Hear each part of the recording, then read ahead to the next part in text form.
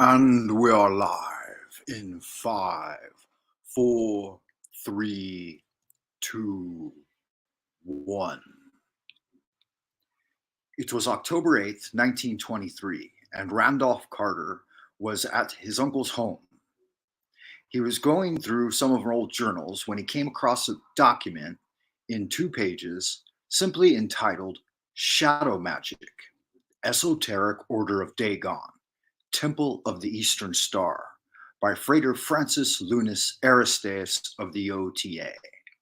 The thing that struck his curiosity and fancy is that it was dated 2023, 100 years in the future. He read the following. Greetings, fellow seekers of the arcane. I, magician, warrior, and scholar of the shining trapezohedron, hearken to impart upon you the secrets of shadow magic suggestion to the glory of the elder gods. Listen well, for the knowledge I reveal may be too terrible for mortal minds to bear. The only caveat is this: it must not be shared with any denizen outside the esoteric order of Dagon. So, in the true spirit of dark alchemy, know, dare, and be silent. All hail Cthulhu! It seems strange to Randolph Carter that such a document would be among his Uncle Christopher's possessions.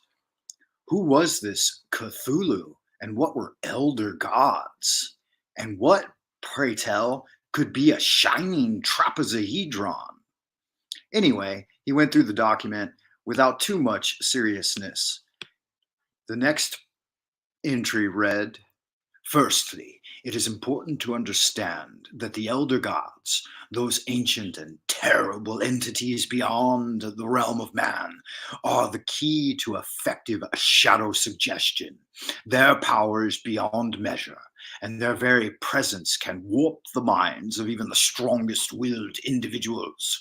To create and deliver effective shadow hypnotic suggestion, we must tap into the power of the elder gods and let their tentacled embrace guide us, using it to our advantage. What was this power beyond measure that the document spoke of? And hypnotic shadow suggestions? How could we tap into the power of the elder gods? It all sounded very hokey and like woo, but he went on anyway. There are several types of hypnotic suggestion that can be used in cosmic horror. The most common is the direct suggestion, where the mesmerist commands the subject to perform a specific action or think and feel a certain way. This type of suggestion is often used by the elder gods themselves, as their sheer power can compel mortals to do their bidding without question. Randolph Carter was astounded and intrigued. He could almost hear the old wizard laughing from the pages, so he continued reading on in rapt attention. Another type of shadow suggestion is the indirect suggestion, where the mesmerist uses subtle clues and language to influence the subject's thoughts and actions without them even realizing it. This type of suggestion is often used by mortal cultists of the elder gods, and they must be more subtle in their approach to avoid detection by those who would oppose, entrap, and enslave them. At this point, he was a little bit shocked because the parchment on which the text was written had shifted from a black ink to a blood red ink upon the writing of mortal cultists of the elder god.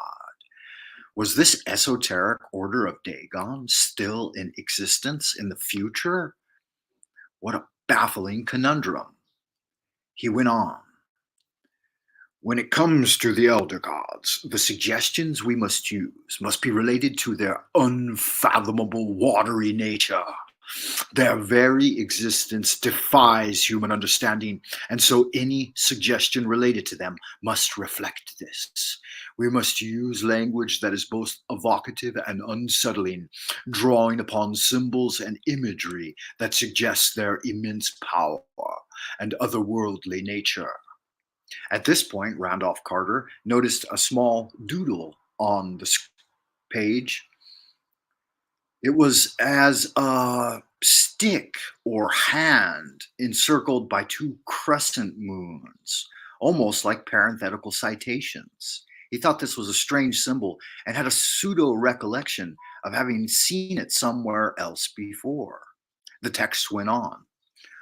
One effective way to suggest the presence of the elder gods is through the use of ancient symbols and incantations.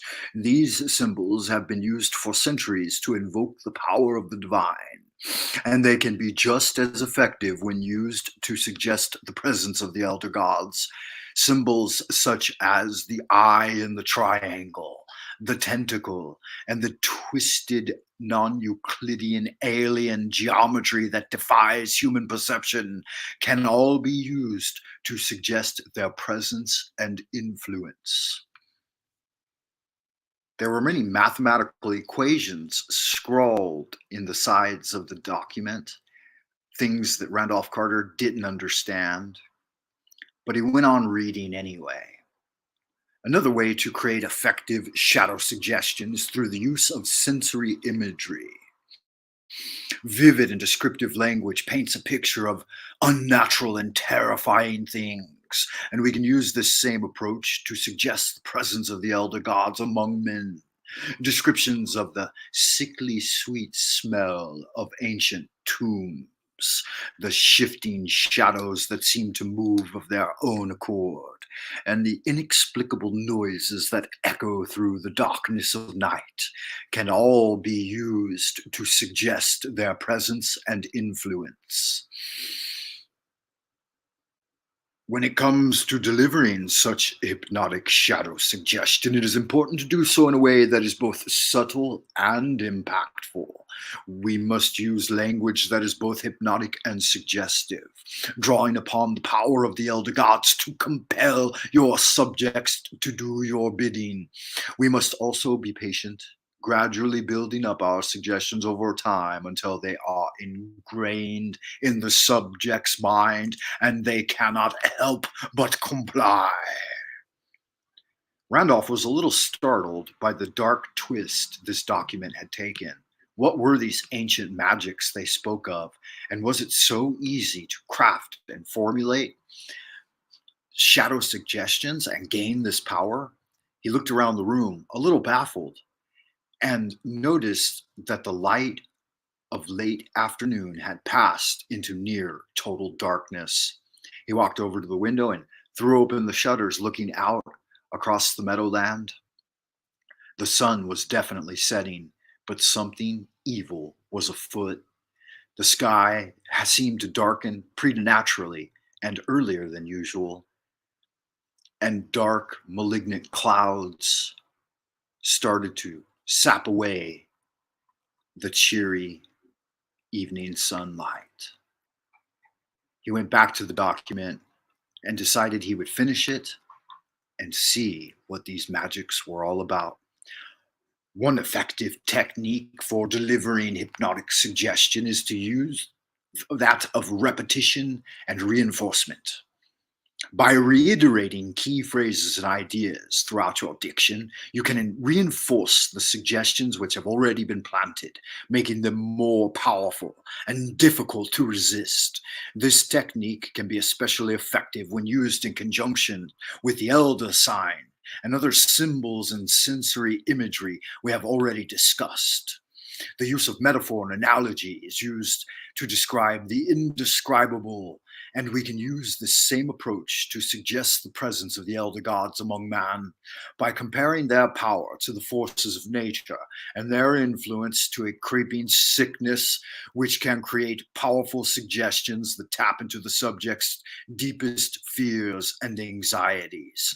It is important to remember, adept, that the suggestions we give are not simply commands to be mindlessly followed.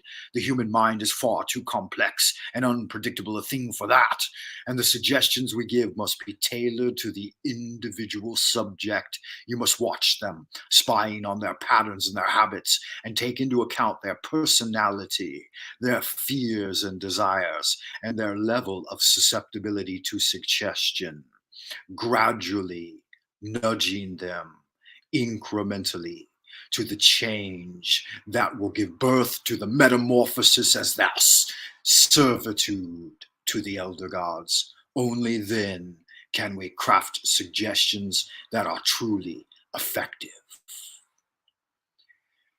He was a little put off by this. To take control of other human beings by way of shadow suggestion, were these magics already in place in the world?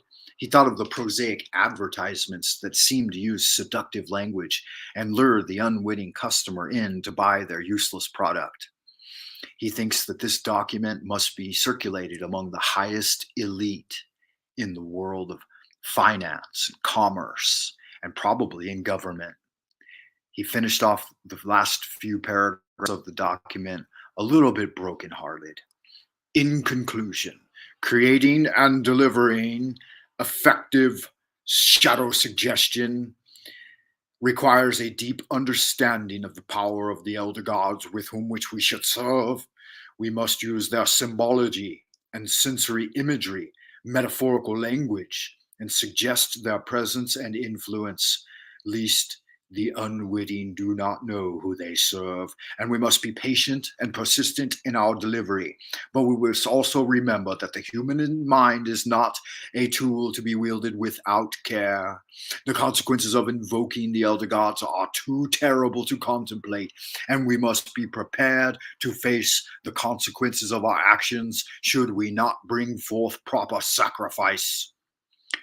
May this manuscript serve as a warning and a guide to those who seek to explore the depths of the elder gods and their cosmic horror. Their power is immense, but so too is the danger that comes by invoking their influence. May we proceed with care and caution in all our endeavors, lest we unleash forces beyond our control. He went on reading and saw that there was some sort of unusual script at the bottom that he could not read clearly and seemed to be in a foreign language. So he sought out a cipher system to see if he could figure out that message.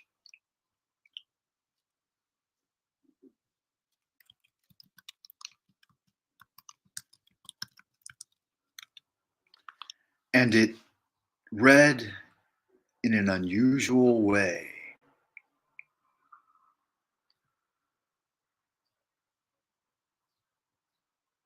All hail Cthulhu.